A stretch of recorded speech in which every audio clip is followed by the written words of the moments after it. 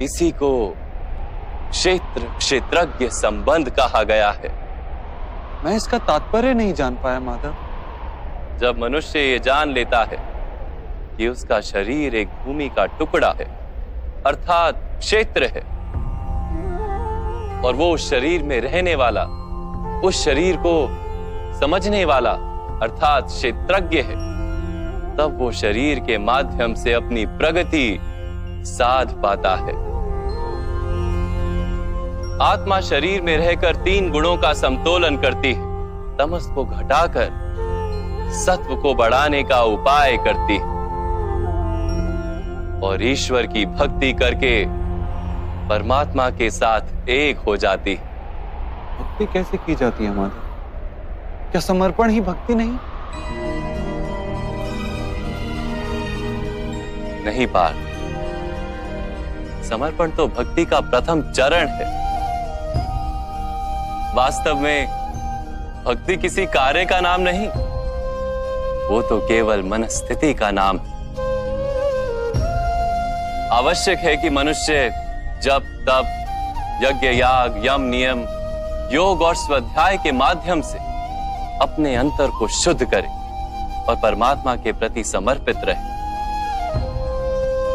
मनुष्य अपने सारे कार्य, सभी कार्यों के फल, अपने जीवन का प्रत्येक श्वास परमात्मा को समर्पित करता रहे। यदि भक्ति केवल मन की स्थिति, तो जब तब आदि का क्या महत्व है माधव? जैसे आज धोया हुआ पात्र कल पुनः मैला हो जाता है, वैसे ही मनुष्य का मन बार बार परमात्मा से विमुख हो जाता है। इसीलिए आवश्यक है कि जब तप और स्वाध्याय आदि के माध्यम से स्वयं को निरंतर ये स्मरण दिलाता रहे कि उसका जीवन परमात्मा के प्रति समर्पित है। किस तट पर डुबकी लगाई जाए इसका महत्व नहीं, महत्व है डुबकी लगाने का। भक्ति योग का एक ही सार है पार कि मनुष्य परमात्मा को अपना जीवन अर्पण करके परमात्मा की भक्ति करता रहे और सत्व गुण से युक्त संपत्ति को संभाल कर रखे। सत्व गुणी संपत्ति किसे कहा जाता है मानो? अहिंसा सत्यम क्रोध त्याग शांति ही पेशुनम दया भूतेष्व लोलुप्त्वम मार्दवम वीर चापलम तेज क्षमा धृति शोचम द्रोहो नातिमानिता भवन्ति संपदम देवी अभिजातस्य भारत। बिना कारण तथा स्वार्थ के हेतु हिंसा करना अधर्म है पार।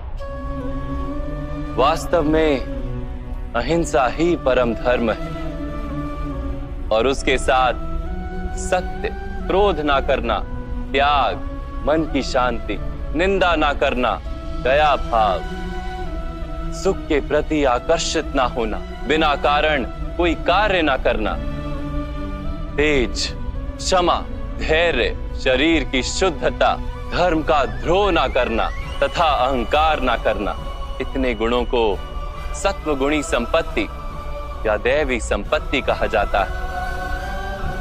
इसी से मनुष्य परमात्मा की अर्थात मेरी भक्ति कर पाता है, जीवन के कर्तव्यों का वहन करता है, धर्म की स्थापना करता है और कर्म के फल की आशा का त्याग करके जीता है।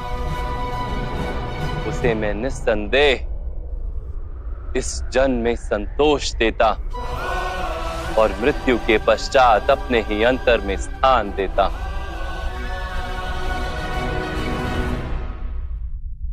आपका रूप कैसा है माधव?